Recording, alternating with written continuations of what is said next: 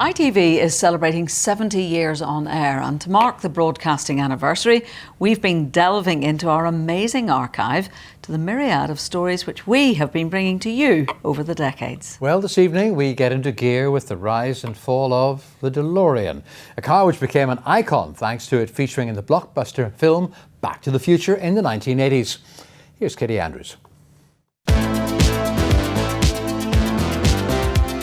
It's a car unlike any other, and a story just as unique.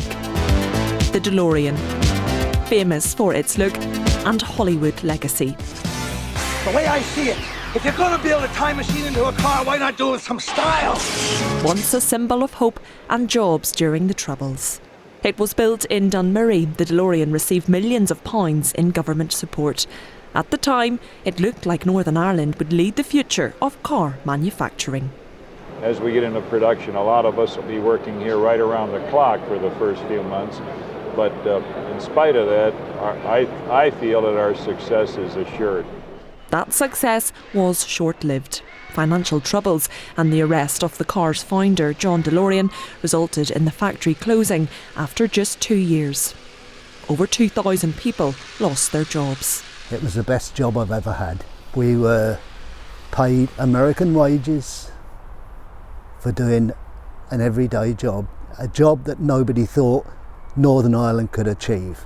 The camaraderie within the factory was brilliant.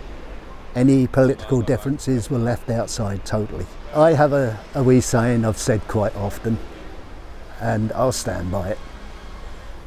DeLorean was Northern Ireland's second most successful failure. UTV is closely connected to the DeLorean story. Robert Lamrock worked at the station when the factory opened and also produced a documentary about its rise and fall.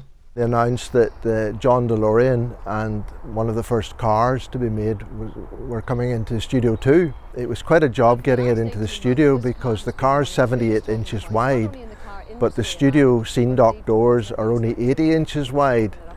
And this was the first time that the car had ever been seen in the province. Robert is among a small number of people who own a DeLorean. He imported his car from Kansas City in 1990. I got DeLorean fever, the bug bit, and through time I eventually managed to import one. I was promoted in UTV to a producer-director, so it was a labour of love for me to produce a number of programmes about DeLorean. A car that promised the future, built in a place shaped by the past. The DeLorean may have fallen, but its legacy will remain. Katie Andrews, UTV Live, Belfast.